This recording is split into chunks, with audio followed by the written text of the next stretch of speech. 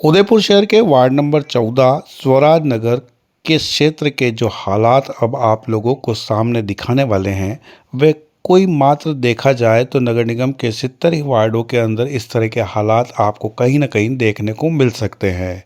यह न केवल इस वार्ड की समस्या है, यह समस्या तो पूरे उदयपुर शहर के आम जनता के लिए नगर निगम ने एक सौगात के तौर पर दे रखी है।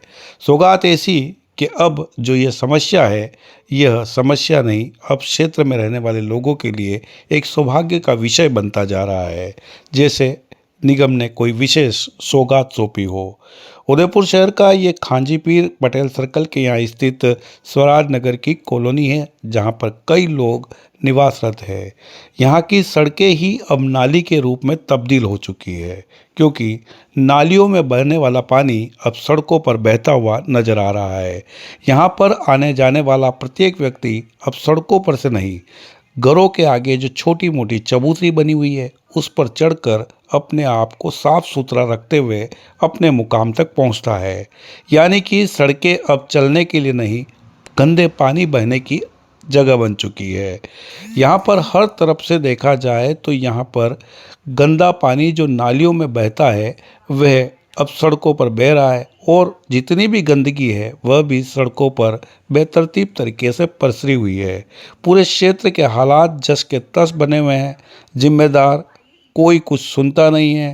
क्षेत्र के लोग अपनी इस समस्या की शिकायत जब भी जिम्मेदार को सुनवाते हैं तो वह यह कहते हुए नजर आते हैं कि सिस्टम में बैठे जिम्मेदार हमारी सुनते नहीं हैं।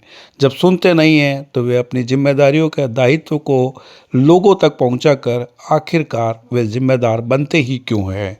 हालात आपके सामने हैं। हालांकि देखा जाए तो इसी बिगड़े हुए हालात से मच्छर पनपते हैं, क्षेत्र के लोगों को बीमार करते हैं, और क्षेत्र के लोग अपनी मेहनत कश कमाई को न चाहती हुई बीमारी को चिकित्सालय तक लेकर जाते हैं, एक मोटा खर्च करते हैं, और वे जैसे तैसे फिर से ठीक होते हैं। लेकिन फिर भी हालात क्षेत्र के इसी तरह के बने हुए हैं, जिसकी वजह से अब लोग गंदगी से भी निकलते हैं, और कई लोग इन चबूतरियों के ऊपर से होते हुए निकलते हैं।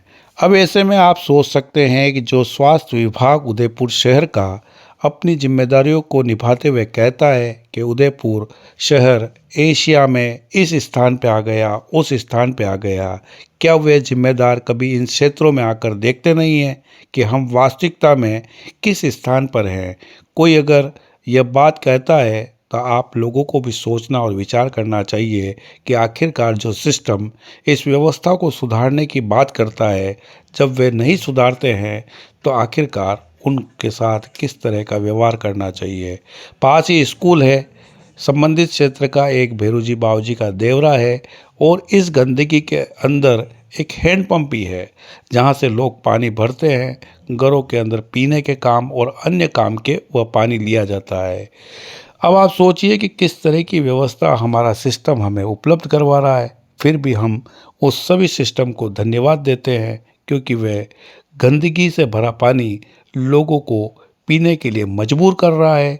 और जिस तरह की घटना इंदौर में हुई है, क्या कभी यहाँ पर घटित होने का इंतजार कर रहा है कि तब ही हम जाकर इस व्यवस्था को सुधारेंगे। आखिरकार कब तक इन सारी अव्यवस्थाओं से इस सिस्टम में बैठे जिम्मेदार आम जन को राहत देने का काम करेंगे।